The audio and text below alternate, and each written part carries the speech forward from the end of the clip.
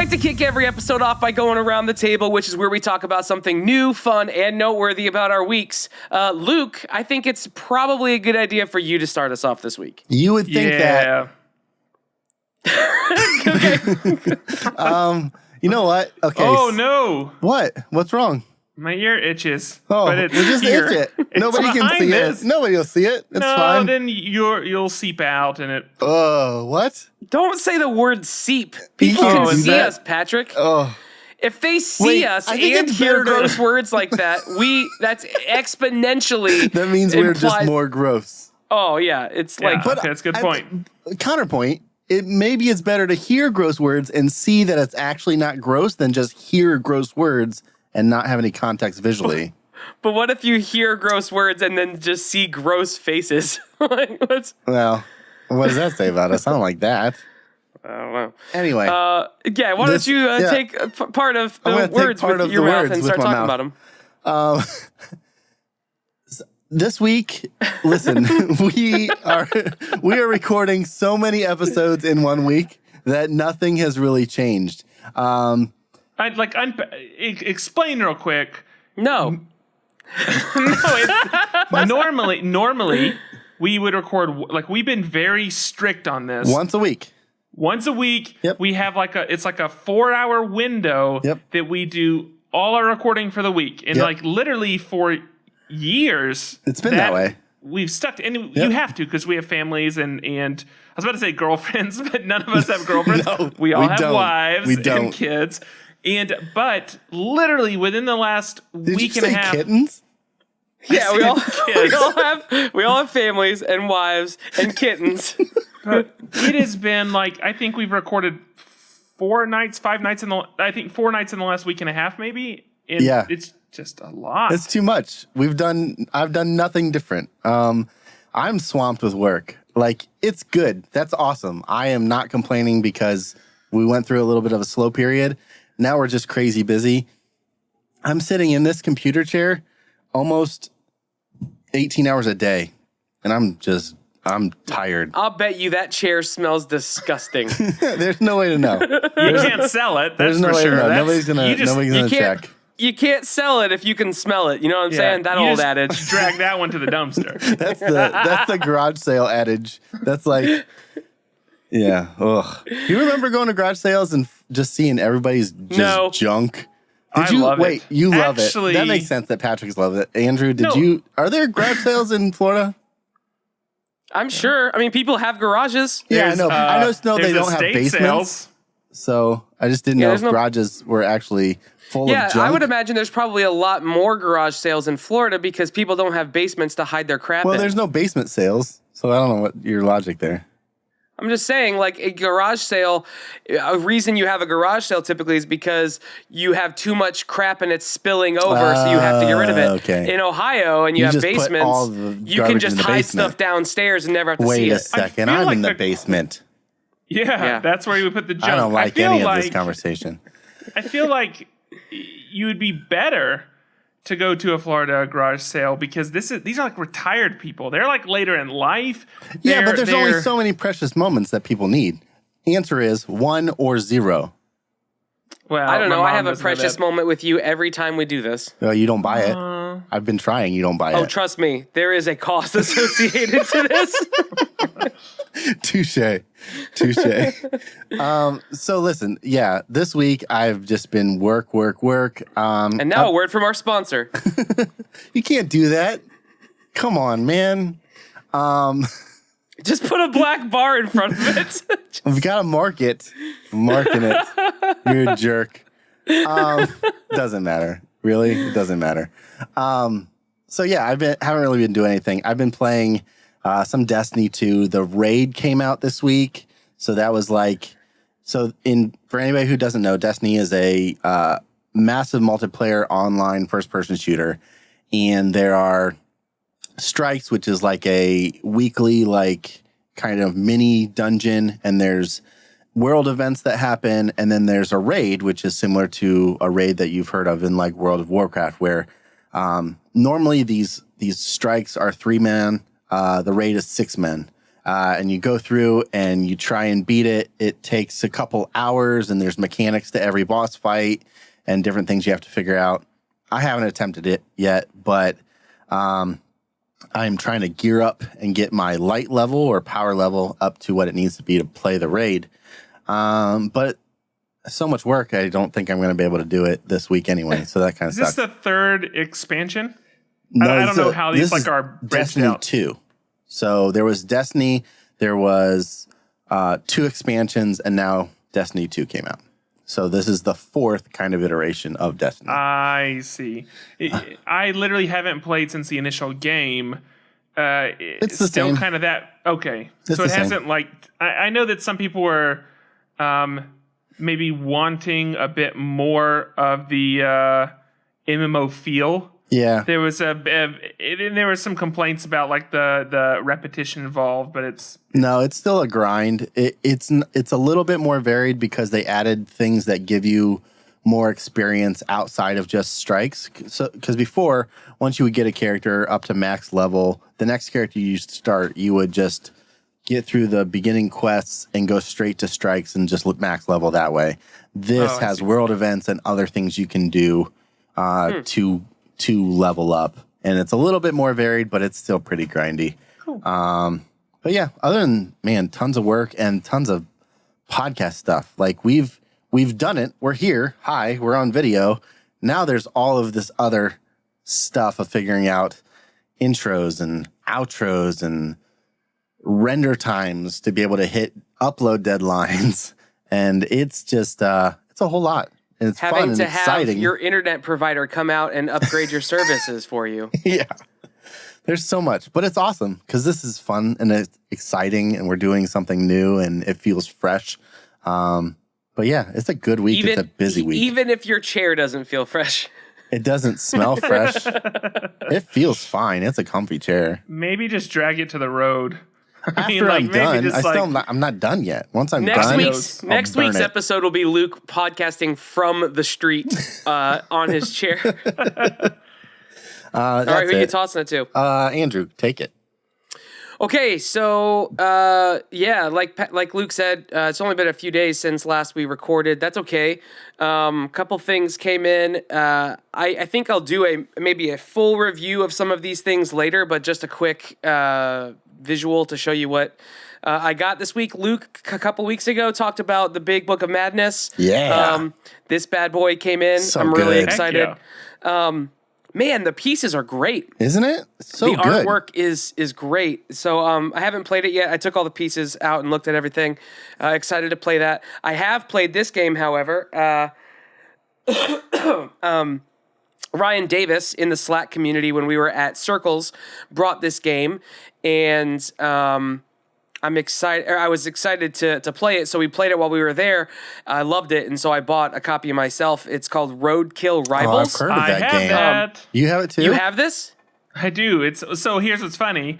Someone like gave it to me, and it's just sitting in a box on the floor. I've never played it.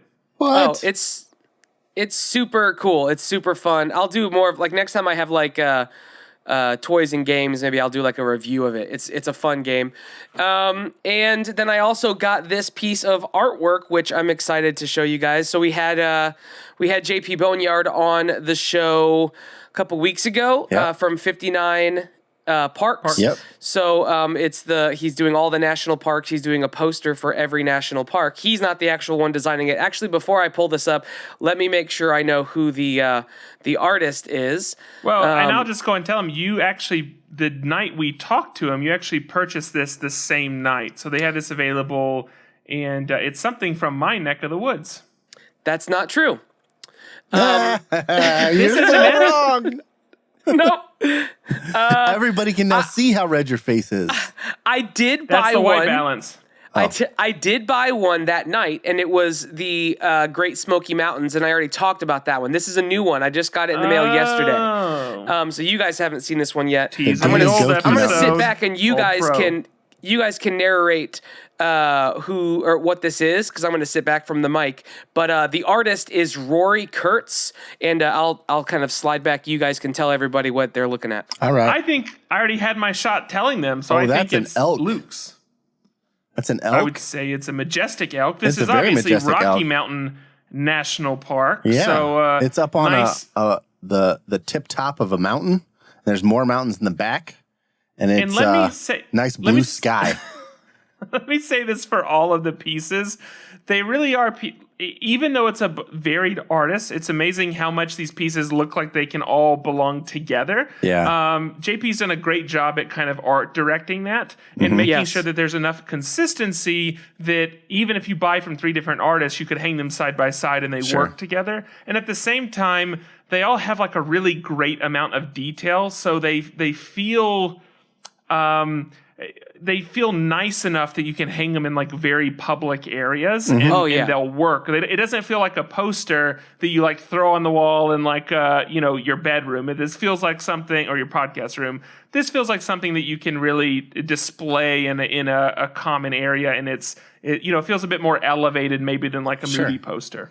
So what's nice about this one is I didn't pay for this one. What? Hey! Yeah, so That's awesome. He did a contest on Instagram where all you had to do was tag in his post, and he selected a random winner, and there you have it. That's so cool. thank you, because I didn't have to spend my own money on it, but it's a beautiful Good piece. job. You It can is pick awesome. it up. You could still pick it up. The open edition, the open print edition, is still on their website, 59 Parks. But here's the deal. Upon recording this, the day that we're recording this, tomorrow, our friend Jackie DeLeon, who's been on the show before, she is releasing one tomorrow with 59 Parks. Oh, that's cool. Do we know which park it is? I don't know yet. I asked Something on with a her witch Instagram, but or I didn't get a underwater. reply yet. So she's based out of Austin, so I'm wondering if there's, Let's try it up there and ask. Knock on some doors. I don't think there's a national park in Hit the Austin. I could be pavement. wrong. But dude, it's a really sweet piece. So It looks awesome. I think I'm gonna leave it at that for now. I saw a couple movies, one of which I'm gonna be talking about during my master category. But that'll be it for me. So Patrick, why don't you take us home? Yeah, I mean, absolutely. This week, in fact, today, I got this piece of garbage. And then also something really cool happened. So I work at a development firm and design development, whatever. And we had a client that I work with that I'm glad that I get to kind of steward that relationship. They actually had a video go viral. I mean, I think That's exciting. over the span, I think over the first 4 days, it was a bit slower. It's like 1.5 million views. And then from day 4 to day 5, it jumped up to 2.5 million views. And it's continued. And it's led to this like whirlwind situation of kind of striking while the iron is hot, because they do sell product. And so it's, lots of increased traffic and selling product and doing all these things. Right. And it's very overwhelming. So it's because our record times have been really close. Yeah. I had to say no to a lot of things between that, because, I worked an 11-hour day yesterday, and I had to work over the weekend and things like that. So it's just been really crazy. So now I'll say this, and I don't want to I'm not going to speak about specifics and stuff like that, but it is really cool being this close to something that's kind of in that position.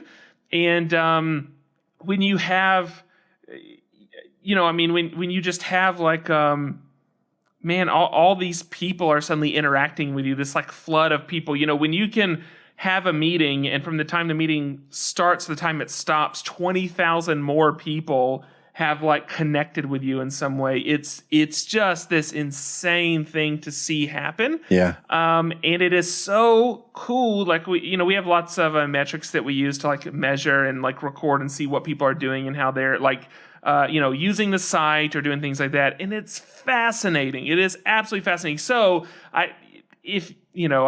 I can't wait till this is done and we put together a case study and I can actually share the full case study and we can talk numbers and we can do those things. We're just not to that point yet. But that's definitely in the works. But it is fascinating to see how large groups of people interact with stuff and how really small changes can make huge differences. It's just man, you learn so much from just listening to other people. And I think that speaks, we last, I'm going to get these times mixed up. 2 Thursdays ago, it doesn't feel like that long. 2 Thursdays ago. It's because it was 16 minutes ago. we talked about all of our kind of big lessons learned. And in one of those that we referenced was actually Retro Supply and Dustin Lee, correct? Yep. And this idea of, and we also mentioned JP Boneyard. This is a great tie-in about the idea of just get your thing out in the world and get feedback from people. Like, you can work and work and work till you think it's perfect, but you're going to have a much better thing if you let other people give you feedback. So just get like the base level thing that is like not broken and share it with people. Sure. Let people talk to you, respond, and then share it with more people. And so I'm kind of getting to see that on a much larger scale right now, and it's just fascinating. So unfortunately, I can't give a lot of details. It's just a really cool thing, and it's the thing that's been taking up my week. Cool. All right. Well, if that's it, then we will go ahead and shimmy on over into our master categories. That's it for our round the table. I don't know why I did this. This isn't normal, but I'm just going to go with it. They just have to trust you at this point. Yeah, trust yourself. I hate that is going to be for the world to see, but I'll do it. Does that make you feel better? Yeah. What if I do it too? Oh, you've made it worse because you didn't do it. You're doing this. This is different than this. What's wrong? Can you rub your stomach and pat your head? I can rub my stomach and pat your head. Do it. Oh, please, dear God, move to the next section. We're going to get out of here. We're going to move over to our master categories. So bye for now. Every week, our master category section is the time of the week where we talk about the tokens we drew the week before. Yep. And Patrick, you had a token last week. Art and design. Cool. You want to talk about it? Yeah, absolutely. Okay. For some reason, talking on camera makes my nose chronically itchy. I realize this is 2 weeks in a row. I'll stop talking about it eventually. It's, man, the burps and the nose itches. It's just this camera brings it out. Okay. Welcome to it, everybody. Yeah, I just want to get real life. So basically, I had art and design. I don't want it. There was a hilarious, I say hilarious, shocking and disturbing for some. I apologize if your family has been affected by this tragedy. There was a situation that happened, and that's that on a Netflix show, and in fact, the show is called Maya the Bee, episode 35 of season 1. There's a freeze frame. Let me get even more Hold specific. on a second. Can we just stop there for 1 second? Yes. 35 episodes in the first season? I assume it's more than one per week. You gotta edit yourself, people. Come on now. Just chop it. Call it season 2. It's Netflix. Yeah, if this was Game of Thrones, 35? We're in season 3 right now. Season 4. This would be season 4. That's terrible. No, it'd be 3. I'm an idiot. Okay, so anyway, Maya the Bee. Keep going. I want to hear more about to be your clear, idiocy. though, on Gravity Falls, each season had 26 episodes. Yeah, that's Didn't not 34. First season of Lost have like 24 episodes? Yeah, it's still not 34. I think you're thinking of 35. 24. Okay. So anyway, episode 35. Yeah. Saying a lot of numbers season right 1. now. So many. At the 1845 mark of Maya the Bee, which, by the way, you cannot see anymore because of this reason right here. There is a penis drawn in the scene. This is a child's show. It's drawn on a tree, and it's there. And in fact, it has a little. Don't illustrate it for us with your finger. I hope that you live trace that. And then it has a little grass accompaniment as well. Accoutrement. That is accompanying said pee. And the tree pee, if you will. So anyway, and this is shocking. I mean, it's awful and horrible, and like we have hurt children. How dare you, Netflix? I don't care. But you are the worst. I don't know. I didn't mean I don't care about children. I mean I don't care about Netflix's woes. Oh, okay. They're a big company. Okay. They're fine. They can handle it. So,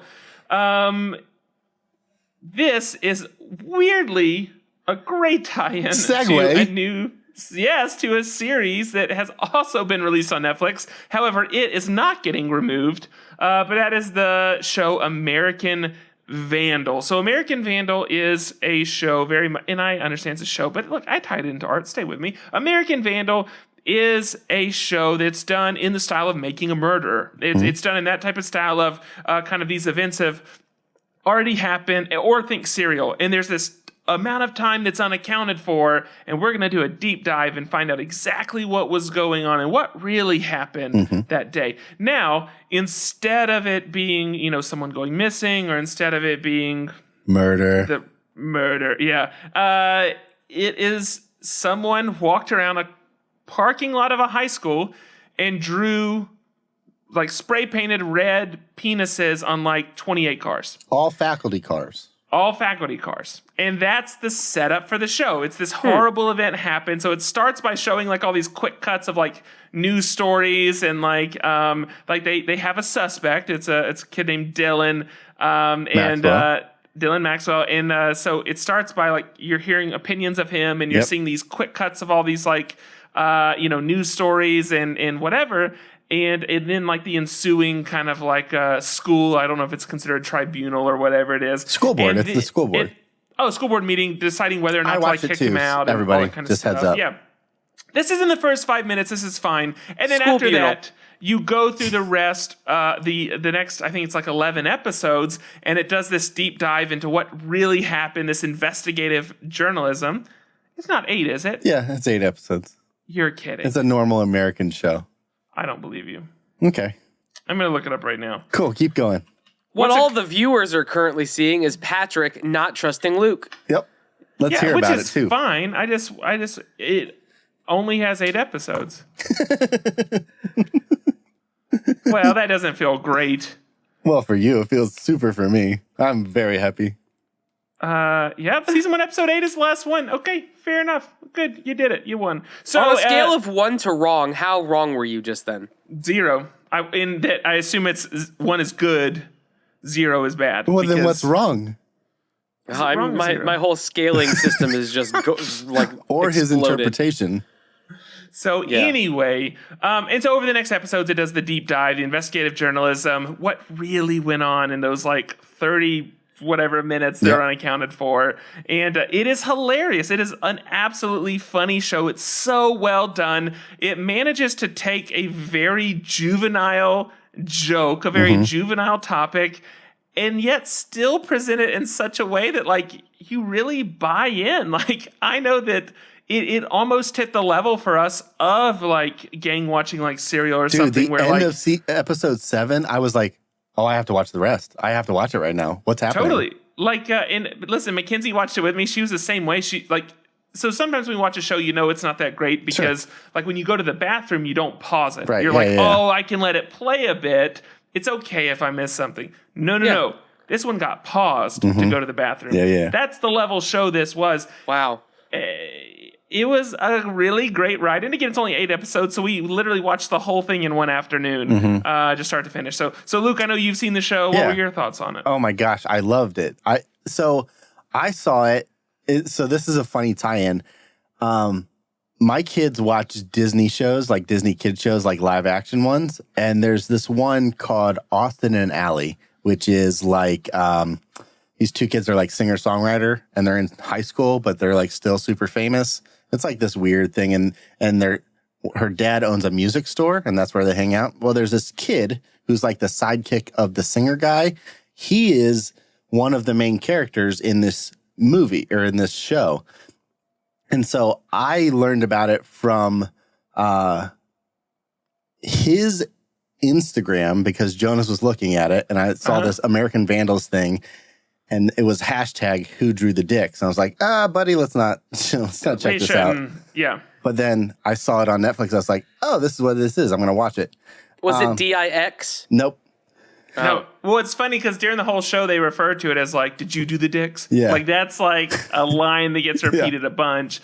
But yeah, it's again, it is like a silly juvenile joke. Right. It's that a prank. you are super bought into. But so like here's the difference between that and like in Serial and Making a Murderer. The thing about this is it's the character making the documentary is also a character in the show. So this kid who's the documentary maker, and the way they do it in the titles is cool because it's kind of it's like a show or a documentary by this kid's, and it's the character name.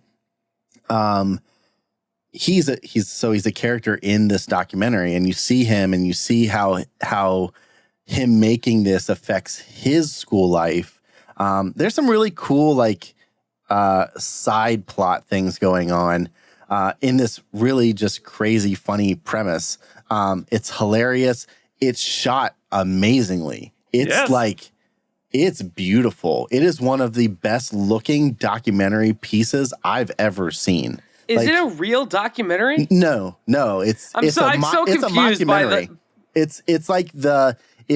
It's billed as a Netflix satire of true crime drama.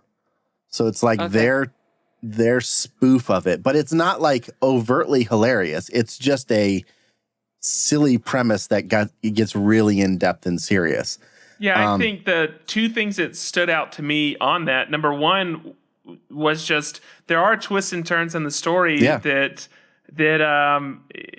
it all is so reasonable and so well handled that I was actually very impressed by the writing. And the second thing is, yes, it's a mockumentary, and they do not like other. I mean, you can tell. Don't get me wrong. Like when you watch, I mean, it has a bit more of the feel of like Limetown, and that it's engrossing, but you can still kind of feel that it's not. You know, you can tell people are acting, and stuff like that. Well, you recognize certain people, obviously. Sure. But at the same time, like all the credits for the show are like fake credits. Right. Like when it's coming on, it's thanking the high school's media department, all this kind of stuff. Like they stick to the theme through everything that you see. Like it feels like it is real. I mean, I think Mackenzie was 3 episodes in and she asked me if it was real, and I had to tell her that it wasn't. That's how it does feel very real the way it's handled.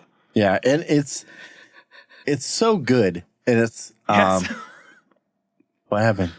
I'm just knowing the context of what we're talking about. Just go back and listen to the last bit of phrasing and just take it all in context of the thing that we're talking about. I have to rewind. Gotcha. You'll just click the rewind button on YouTube about 15 or 20 seconds, and let us know what you thought about whatever I just said. You'll know exactly what I'm laughing It's at. all good. Go watch it though. It's like I cannot stress this enough. I was trying to find who the cinematographer was because he was. It's just so good. Watch it. Like it's hilarious and it's gorgeous. Like it looks so good. If you have any appreciation for filmmaking, watch it because it's incredible. Yeah. Okay. So awesome show. And real quick, to the artist that drew the TP on the BTV Adam show, Bricker is the name of the cinematographer. The TP on the BTV. Yeah, don't. Let me say this: don't do that junk. I mean, if you want to like sneak something in and like share it with your friends, no. You just need to be really, really aware of the words that are happening with your mouth. I'm really aware. Don't just okay. It's funny, have a joke with your friends, but don't like. Why risk? Just don't do that. That's like it's really like crappy behavior. So like whoever behavior. Oh my god, You're killing it, Andrew. Thanks, guys. I should stop talking. Netflix guy, you were in the wrong. American Vandal, you're in the right. Go watch it, Andrew. Okay, so I had TV and film this week, and man, what a... I hesitate to say a good week to have TV and film. I will say it because can't think of a better way to say it. But is this because of what you saw? Yeah, it's because of what I saw. So I saw Mother, and that's what I'm going to talk about this week. Mother! ! This film is... I'm gonna do my best to try to explain it. It's a thing. With the caveat that literally that I caught myself at least 10 times, and that's not like an exaggerated number. At least 10 times I caught myself in the theater doing this, leaning forward, looking like this. Because I didn't know what I was watching. Like I legitimately caught myself saying, like, why do I look like an idiot right now? Stop looking like an idiot. Just watch the movie and just take it in. I had a really hard time taking it in because the film, we talked about it on the episode last week. The way it was billed, it read like it was going to be a horror film. Okay, so a horror film has with it certain expectations and certain connotations to it. This film didn't have any of that stuff. There was a lot of tension. It was very intense, but it wasn't a horror film. And so I kept waiting for the horror to happen. You know, I thought the beginning of it was like a setup to the horror payoff. It wasn't. There was none of that. So that being said, I'll give you a quick synopsis of it as best I can. The film felt to me like it was like essentially like an acid trip, where or maybe here's a better way of saying it. You know, when you're in a dream and there are things that are happening in your dream that like feel like they're 20% off of normal. Yeah. Like there's normal people doing normal things, but not the kind of normal things that should be happening in a normal scenario, but everyone's acting like it's normal. Yeah. You know what I'm talking about? Okay, so it's like that. The movie reads like that. So everybody's acting like things are normal, and you're sitting there going, but this scenario isn't normal. This doesn't make sense. That people shouldn't be acting like this. And so in your mind, you're trying to figure out, okay, are they dreaming? Is she on drugs? Is this that? Is she crazy? Is he crazy? Like, what's happening? And at least for me, I was trying to answer all these questions that it wasn't even posing. It wasn't posing these questions as if what was happening was out of the norm. Everything that was happening was just kind of being accepted as, yeah, this could happen. By everyone or everyone except the main character? So I understand that question, and I would say on a cursory level, everyone except the main character, except that the main character, so Jennifer Lawrence plays Mother. That's her name. That's her character name is Mother. She doesn't necessarily act like it's normal, but she's also not like put off by some of these things that are happening. Like she's there. It's hard to explain without like going deep into it. And I don't want to give anything away with this film. I think people should go see it. So I'm not going to give any spoilers away. One thing so here's what ended up happening. Like after everything was said and done, I didn't know if I liked it. I didn't know if I hated it. I didn't know if I was happy that I had seen it. Like when it ended, I just kind of sat there in silence. I went and saw it with a buddy of mine, Ryan, and like I just leaned over to him and said, "What the F did we just watch?" Like I didn't even know because I'd never seen anything like this. And I certainly knew it was intense. I certainly knew that what I just watched had to mean something, right? Because if it meant nothing, then I felt like I would have wasted my time. So I assumed it meant something and I just didn't catch it. So I went home and researched it. And sure enough, it does. The whole film is an allegory. I'm not going to go into what it is. Feel free to look it up before you go if you want, or just wait and read about it afterwards. But it's pretty, I would say it's beautifully brutal, the movie. And, it touches on, now that I know what it's about, now that I know what it means, now that I know what the writer intended and the director intended and who the actors were and what like the characters were actually trying to do, I'm going to go back and watch it again with a new mindset. I think part of what made me so confused was I went in thinking it was a horror film. If I didn't go in thinking it was a horror film and kind of went in not knowing anything about it, I think it probably would have been a little bit easier for me to digest. Well, you aren't the only one that had, okay, there's this thing called a cinema score. And actually, I wasn't very familiar with what a cinema score was until this movie because it's kind of a big deal. Cinema score basically it doesn't rate if the movie was good or bad. It rates kind of did people get what they expected and did people enjoy what they saw. Apparently, only 18 films have ever received an F cinema score. So it's graded like you would grade a paper F through A. And Mother is now number 19. So to say that it wasn't what you expected is to say that you are in line with the majority because it's not getting bad reviews. It's getting very decent reviews on IMDb, Rotten Tomatoes, and any of those like sites and aggregators. But it absolutely is not what it was billed to be because it's got a nice F, and it is hard to get an F on Cinema Score. Yeah. So congratulations. So just a quick rundown if you don't know what this film is, or maybe you've heard a cursory idea of what it is. Jennifer Lawrence plays Mother. Javier Bardem plays him. Okay, if that gives you any kind of clue as to how different this movie is. Ed Harris plays man. Michelle Pfeiffer plays woman. And then a couple of other surprising notes. I will... yeah, I think this is fine to say. It doesn't ruin anything or change anything. Kristen Wiig is in it. Huh. Okay. She plays a bit of a cameo role, and this movie isn't funny. Like, I think literally not at all funny. Does she play Kristen Wiig in the film? She does not play Kristen Wiig, no. Okay. Everybody, so just to give you this, every character, I don't think there's any character names in the actual film. And if you go onto IMDb and look at the character listing, the characters are named by who they are in relation to Mother. no, not in relation to Mother, in relation to like the world, like the general, like there's a character whose character name is Fool and Wanderer and Idler and Whisperer. Okay, it's Interesting. different. Like Okay. it's totally different, and I would say 100% go see it. If you've lost a child, like if you've ever miscarried or you've had a child who has passed away or died, there will be some intense scenes for you, especially. But I don't think it's enough that I would say don't see it. If you've ever been like domestically abused, just be warned, there is some of that. But those aren't the main themes of the movie. They're just acts that happen in it. It is very intense. I talked to several people. I talked to somebody in the Slack channel. I talked to Not Cool Co. in the Slack channel. And she said like the whole like last 20 or 30 minutes of the movie, she cried like the whole time. Wow. But it's intense, it's emotional, but it's a beautiful piece of film, and especially now that I know what it is, I'm gonna go back and watch it with fresh eyes. But I would give it a 8 out of 10. And I'm only docking it because I think it did a bad job on the marketing.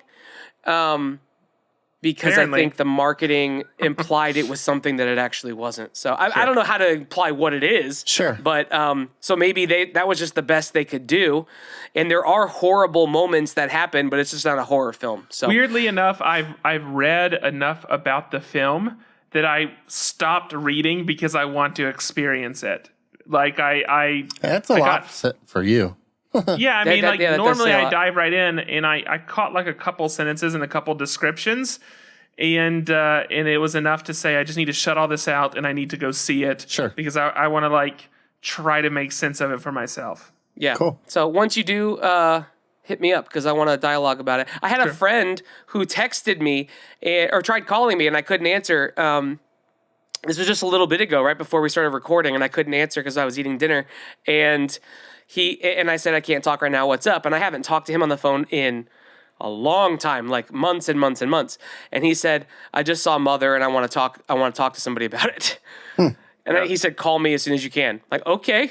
So, it's affecting people. So I would say go see it. All right. That's it for me. I'm going to hand it over to Luke on a probably lighter note. Not necessarily. Okay. On a slightly Oh, darker man. or even keeled note. We maybe need to put a warning at the beginning of an episode. No, so I had Toys and Games.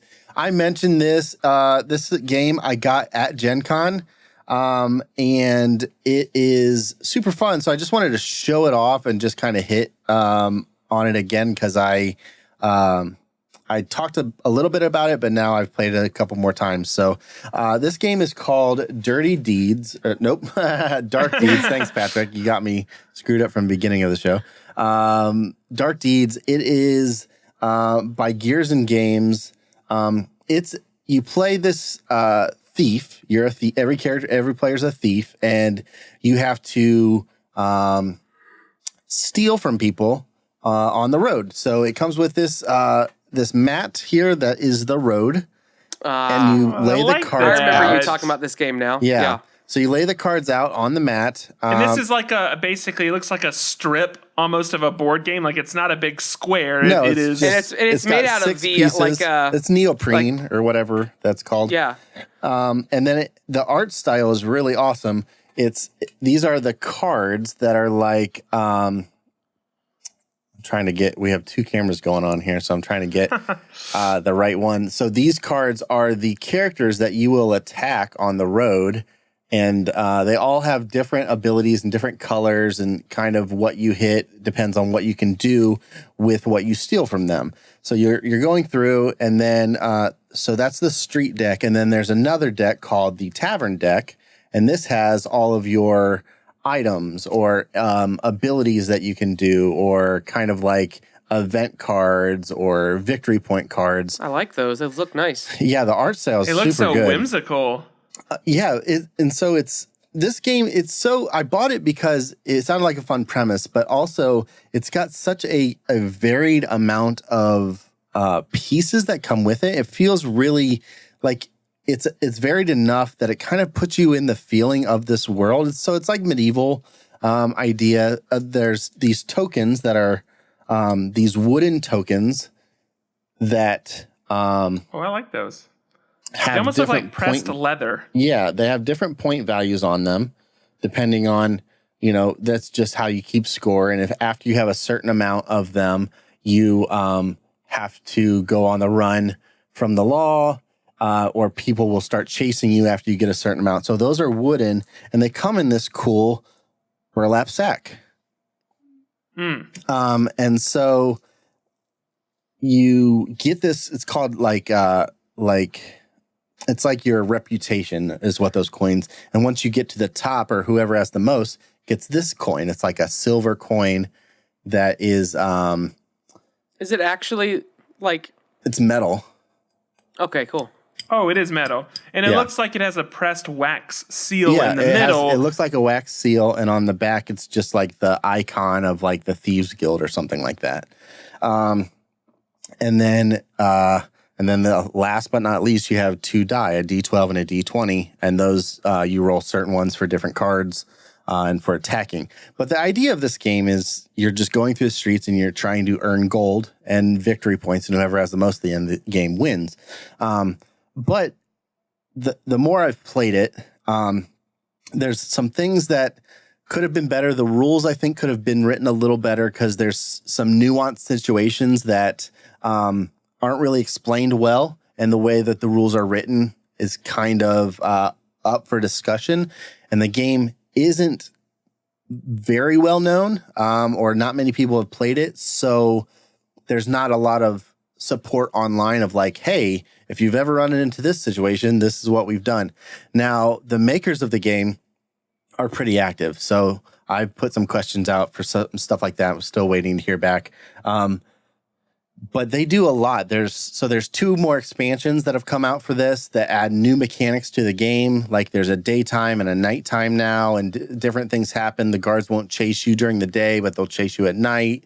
It's easier to get away at night and stuff like that. But the game is really fun. So it's called Dark Deeds. You can find it online. Your local game store, maybe. It's like I said, it's a little hard.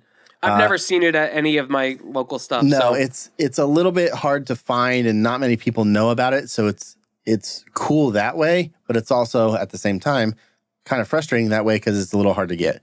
But if you go online, search it, I think you can buy directly from their site. And because there's so many pieces and so many different parts to it, it's a little expensive for a card game. I will say that. I was a little surprised by the price point of the card game. It was on sale at Gen Cons, which is the reason I bought it. But I think the retail price, I want to say it's close to $70 for that in the first expansion. Cow. It's not that big either. No. For a card game, it's a little expensive. But it's a really fun game, and it's a really fast play for a group of 4 people. So it's awesome. Like I said, I feel like I've touched on it before, but I wanted to kind of use this format to show the pieces and show the coolness of it. And it's really good. The more I've played it, the more I really like it. So Dark Deeds, Sweet. Check it out. That's about it. Cool. Okay, well, if that's it for you, then that's it for this episode. You can find us on mof1podcast.com, where you can find show notes and links to all the stuff we talked about. Yep. If you're watching this on YouTube, you can find all of that same stuff below in the description. While you're there, go ahead and give it a like. Yes. Give it a share, and then give us a subscribe if you haven't already subscribed. And comment. That helps Comment us out below. a ton. What? Comment down below. Yeah, comment down below. We're seeing all sorts of comments come in on our new videos. So we're still new to this. We're getting lots of good ideas from those comments. So sharing is caring, ladies and gentlemen. Speaking of sharing, you can subscribe to this on iTunes and leave us a review and a rating. That helps us so much. It helps share what you believe, what you think about the show with others, and it helps boost our ratings. So I guess that's not true if you give us a 1. Well, I don't know that we've had to deal with that before. As I was saying this out loud, I realized, I guess you don't have to be the first one either. If you hear that as a challenge, we're not challenging you. Yeah, that's not a challenge as much as that's me realizing out loud on camera for the world to see. Cool. But go ahead and do that. That helps us out a ton. Doesn't cost you any money. It's super helpful for us. If you want to support the show on Patreon, go to patreon.com/MF1podcast. For $5 a month, you get the blooper level, which means you get some extra features, some stuff. Now that we're video, you get to see more. The bloopers go visual, and it's more funny, maybe. Yeah, maybe. I don't know. But that's really helpful to us. The only reason that we're able to be on video at all is because of our patrons. So thank you if you're a patron. If you're not one yet, thanks. What's keeping you from doing it at this point? Just money. help us out. Probably just money. That's probably it. So find some and then give it to us. I don't know. Yeah, that's fair. Yeah, I don't know. That's one less coffee a month. That's easy. If you rate and review the show, then we will read it on air, and you will get to be internet famous. And it's a good time for everybody. It's a win-win-win, as Michael Scott always says. And I think, is there anything else? We're on social media. Just search M of One Podcast on all the different platforms. Yep. Connect with us on there. You can connect with us in our Slack channel. We've mentioned it several times in this episode. mofonepodcast.com/Slack to be a part of that community. It's a great community. We love you guys. If you are already in our Slack community, thank you. You guys are amazing. And gosh, I feel like there's other things to be said. We're going to be at Reimagine. If you're going to be at Reimagine, come hang out with us. Yeah. We're going to be in California for several days. There's going to be some meetups, some conversations, lots of fun times. Meet us there. And then we will also be in Austin for MondoCon and Pop-Up Crop. So many things this fall that you can connect with us. But what we're trying to get to is just connect with us. We want to be friends with you because... we're lonely. No, we're I know good, it looks like there's 3 of us together, you. but we're all in our own rooms, and so it's just a lonely lifestyle that we live. There's nothing out that door. It's just a wasteland. Sad. You guys are sad. I'm good. I don't need to be friends with you people. Yeah, we've already determined he's got family, he's got wives, and he's got kittens. Yep. So definitely allergic, but I got him. And a musty chair. But for now, we're going to get out of this episode. I'm Andrew. I'm Patrick. I'm Luke. Peace out. Bye. Hold on to those butts.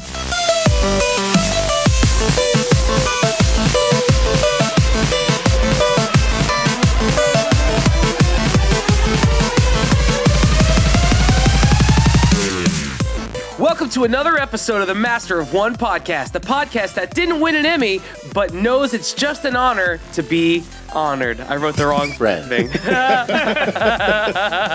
Maybe I will keep this whole thing. I like that you have to have the friend noise, but we also need to mouth it. Okay. Over it. Let's try this one again.